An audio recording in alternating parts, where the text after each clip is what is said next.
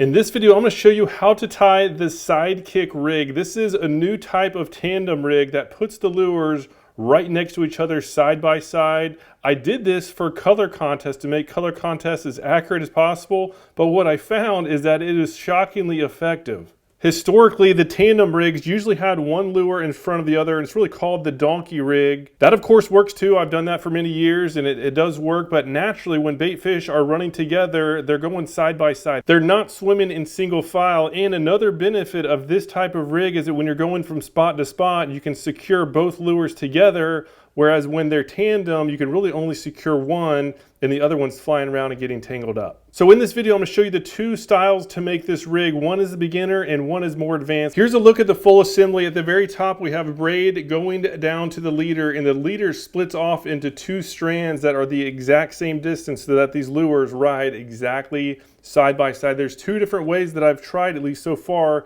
to tie this. The first one is really for beginners. It's quick and easy. The second one takes a little bit longer, but as you can see here, it leaves a very small knot. First, I'll show you the easy method, and it starts with just getting leader, and you want to get about 5 feet of leader line. So you're going to pull out 5 feet of line, then make a cut. And now with this line, we need to find the center point. So we need to basically find the two tags and put them together. That's the quickest way. Find both tags, put them exactly together. And now we're going to go down to the other side, right? Hold those two tips together, and we want to find the midpoint of the leader. And now I'm just going to go ahead and just pinch it down. We want to mark the exact midpoint of that line. So we're going to pinch it down. And so now with this pointed end that we just created, we're going to do a double overhand knot. This is the simplest of all knots. That's why this is the simple way to do it. So there's one.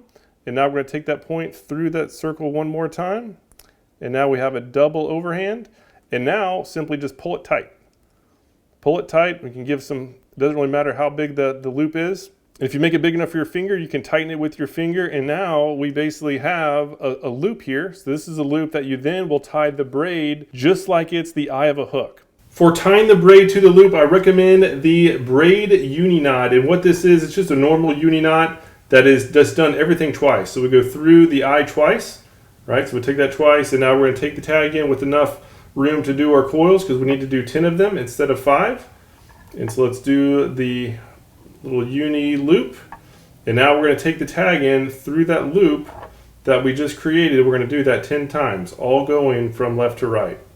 We go to sequential order. There's 3, 4, and if it's a little bit less than 10 or a little bit over 10, that's okay. Just know that the more you do, the tougher it gets to cinch down. But the more you do, the stronger it is. So that's probably about 10 right there.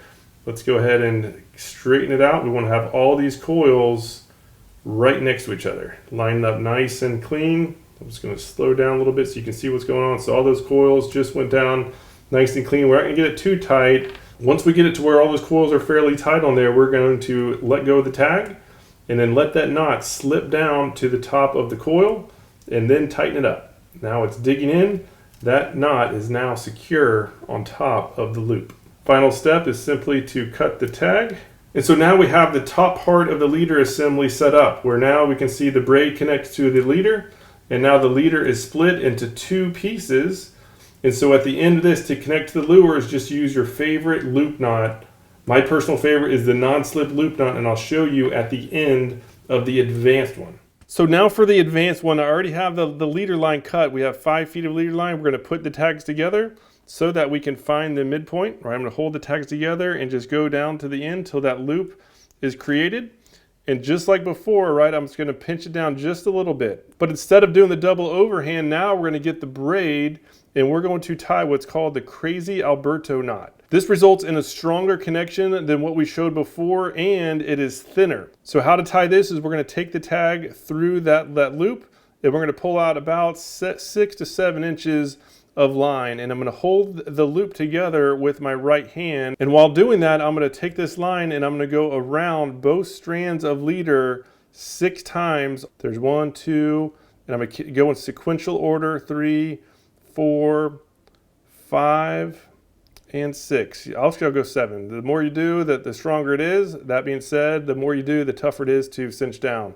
So now I'm going to pinch it with my left hand and hold that that tight, this tag in, because now we're going to do the same thing, but we're going to go back over those twists that we just did. Same exact number. We're going to need to go 7 times. There's 3, 4, 5, and again, keep going sequentially, all in the same way back. And I believe that's 7. If it's not exactly 7, that's okay. And the final one, we're going to take through that initial loop back the same way, right? So both lines are going out the same direction. There we are. That's how it should look. So now we have the tag end of the braid and the main line shooting out towards the right, and we have all these wraps nice and neat on the other side. So now for the cinch, we're going to grab onto both of the braid strands, and we're going to pull it tight, right? That way we can just get those coils up to that end of the knot. And once they get to about that point, right, we put a pretty good amount of pressure with both parts of the braid. Now we're going to drop the tag and now get a good grip on the main braid and pull that nice and tight. And now you can see those coils really digging into place. And now we're going to just grab onto just one of the strands. We're going to let one of the leader lines go, tighten it up, and now we're going to grab onto the other leader line, put a good amount of pressure. Now these coils are dug into place. This is a super strong knot. And as you can see, this is very small, right? This is nice and sleek, a very good knot. So normally you'd be done with the Crazy Alberto, but for this rig, there's a chance that we're gonna have 2 fish on, and especially big, strong fish like redfish. And if they pull these tags on opposite directions, that could actually unwind these coils, right? This knot was not designed for this type of setup. So what we have to do with this tag in is we're going to need to make sure and tie these lines together. And the best way to do that I found is just to take the tag in and take it through the legs of the mono, and we're essentially going to weave it, right? Weave it in and out. So I'm going to go around one and then through the middle, go around the other, right? That way we're creating a weave. We just want to make sure that there's no way these 2 strands can come apart. The last thing we want to do is hook 2 fish and have them basically have them straighten out the leader line, and then they're going to be stuck fighting themselves. You're going to kill both fish. So again, this quick braid is an easy way to fix that issue. And so I'll move my hand so you can see what's happening, right? We're just making a nice little braid on this on the back end of this knot, and I'll go nice and slow so you can see. So I'm taking it through the middle, go up and around, and then through the middle again. And so that's enough. That's plenty. We really don't even need that many. And what I'm going to do is I'm going to tighten it down. So we're going to condense all those coils. So now we're left that nice tight braid. And the final way to finish this is a round of hitch knots. So we're going to do some hitch knots around the first strand. We'll call it the bottom strand in this case. And what a hitch knot is just essentially an overhand knot. So we're going to take that overhand knot, tighten it down. And now we're going to do that same exact thing. Overhand knot down around the first one, straighten it down. And now we're going to do the same thing with the top line. We're going to get this line, go up and over, through the middle, straighten it out. And so the final one is we're going to do the same thing, but we're going to go around twice. So we're going to make that loop and take the tag in through that little loop 2 different times. That's just going to be a nice little way to finish off the knot. There's no way that all these coils are going to come undone. So let me go ahead and pull that tight. We can get and one way to really finish it off is to get some good pair of scissors and grab it and make sure that's real nice and tight. And now we can cut the tag. And that is the top part of the line assembly done in the strongest and most streamlined way that I've found to tie this assembly. And now for the final step, we're going to grab the strands and make sure that these tags are the exact same distance, which they should be based on our first step. Since that one is a fraction longer, we're going to go ahead and even them out just to make sure that we get it as accurate as possible. And now for the finishing knots, the loop knot I recommend is called the non-slip loop knot. The first step is just to make a simple overhand and grab the first lure and thread it through. And now we're going to take that tag in and go through the loop that we just created. Pull it tight, right? Pull it up to the hook, and now secure it with your left hand. And now with this tag in is we're going to go around the main line 2 different times and then pull it back through that loop that we created, right? That loop we're going through twice. And then pull it tight. And want to be mindful of the tag that we left, right? We left this nice small tag, and as long as we keep the tag in the same on the second one, these lures are going to obviously be side by side as designed. So this final one, let's grab the other tag. Same thing, right? Same exact process. Start with the loop in the same location, the same size. That's how we had it before.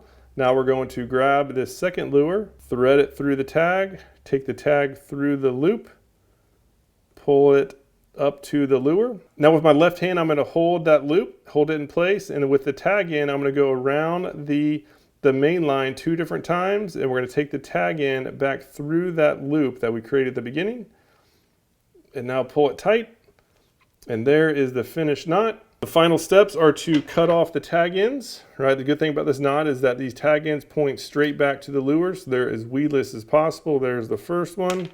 Now we're cutting the second tag, and they were the same length. So this leader line should be both the exact same lengths. So now to check the full assembly, let's just grab the main line and pull that line through our fingers.